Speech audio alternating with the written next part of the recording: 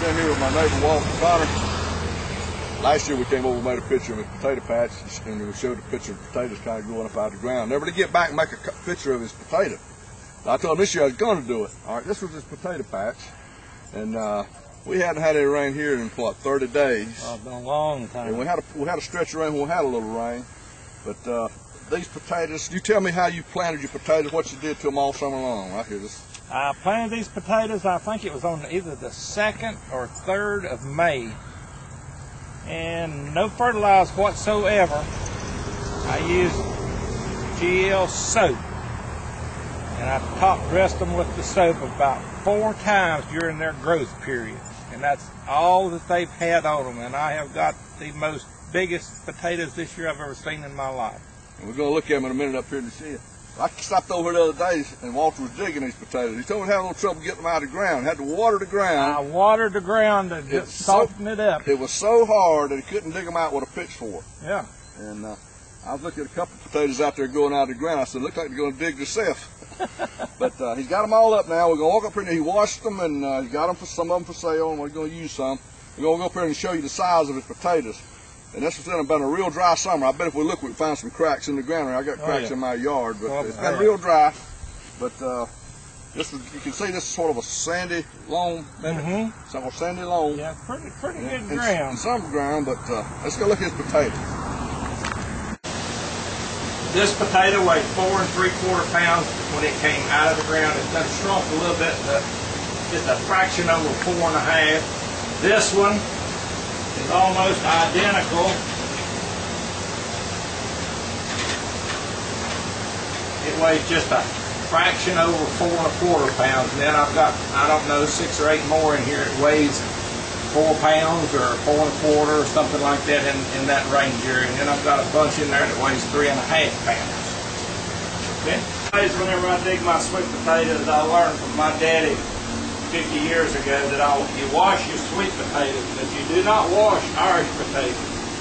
That way they're good and clean, and if you want to take one right straight into the house and bake it, well then it's good for you to go. I've got monsters, I've got middle-sized ones, I've got little ones, and this is a bumper crop this year to be as dry as it's been. I don't really understand how this changed so much unless it is the fertilizer that I am putting on. It's called a liquid soap.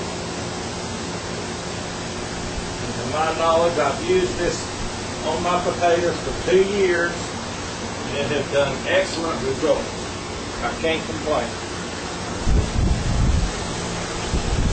You know, Walter, the thing I noticed about your potatoes, I had some of these big ones last year, and they're not holler or hollering. This is good all the way through. You just whack that thing up right there. Solid as a rock. Yeah. That's an amazing root crop, isn't it? Yeah.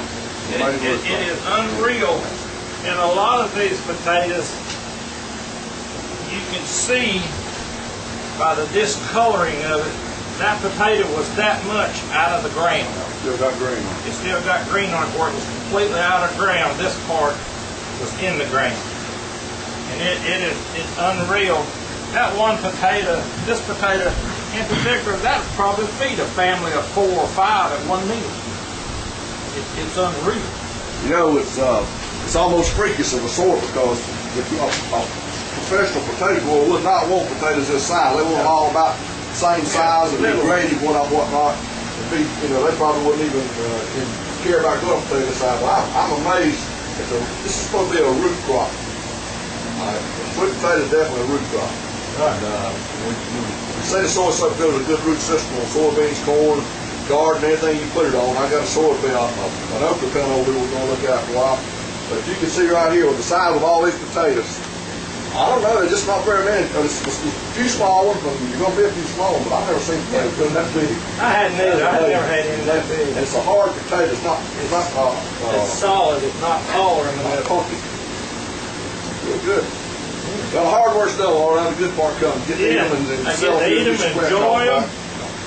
Yeah, I really enjoy them. I'm amazed these are bigger than they were last year, aren't they? Yeah. I mean, more. I had one last year that weighed 3 1/2 pounds. It was about the size of this one. And then the rest of them were, you know, normal and little ones. But these are good potatoes. I cut one a while ago to show the man. They're a pretty orange inside. So you got Beauregard and what was the other kind? These are Beauregard. These are called Covington. Which one of the bigger ones here? Beauregard. These are Beauregard. Okay. Beauregard, Everybody wants to go a giant potato. Everybody's trying to go a giant pumpkin around here. Yeah. You want to go a giant potato, Beauregard. I've got something really big, too big to bake in these Covington, but they're nothing compared to what the Beauregard are. That's what I raised last year. Well, my wife cuts the potato up about a mean stick and lays it in a glass bowl based with brown sugar and what have you on it. You can cut that thing in quarters and put it in there. You know, the fact that it's still good being that big, that's what's amazing to me. It's got a good taste to it. Well, Walter, thank you for showing us